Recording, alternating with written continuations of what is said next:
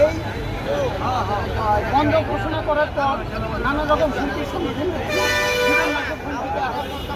যাদের বিরুদ্ধে আমরা কাজ করেছি তারা বিভিন্নভাবে সংগঠিত হচ্ছে এবং জীবন নাশের হুমকি দেওয়ার কারণে আমরা প্রশাসনের দৃষ্টি আকর্ষণ করছি, তাদের বলেছি তারা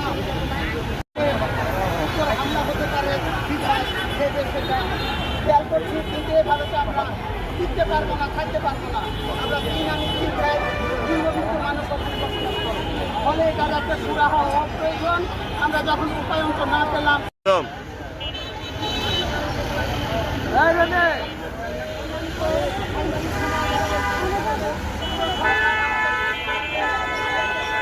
বাংলাদেশের মাঝে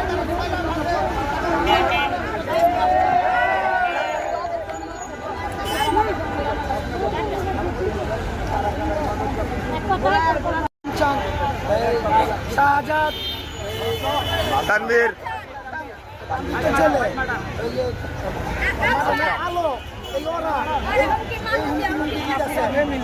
আমাদের জন্য আমরা গাইছি মোবাইলে আমাদের আমাদের জানি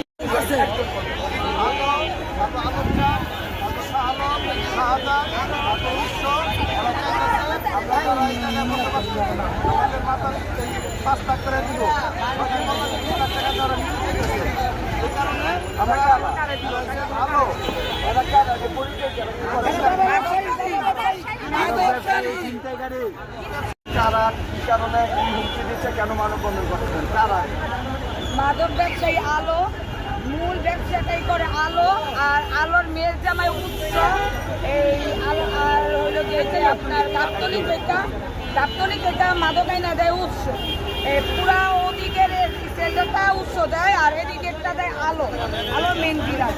আমরা মাদক উৎসবের বিরুদ্ধে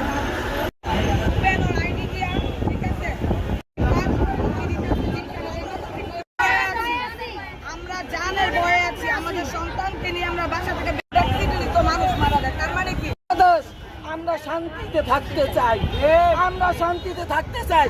আজকে 17 বছর ধরে আমরা এই এলাকার ভিতরে অশান্তিতে ভোগ করতেছি। অনেক কষ্টের বিনিময়ে আমরা আজকে রোডে নামছি, আমরা শান্তি পাই না। আজকে এই যে কতদিন ধরে আমরা যে আমাদের পাশে প্রশাসনের কয়টা মহিলারা আমার কেউ কাছে সাপোর্ট পাই নাই, আইনের কাছে রক্ষা পাই নাই। আমাদের বলে ভয় পাই, সবসময় ওরা বড় বড় চাকরি দেয়া আমাদের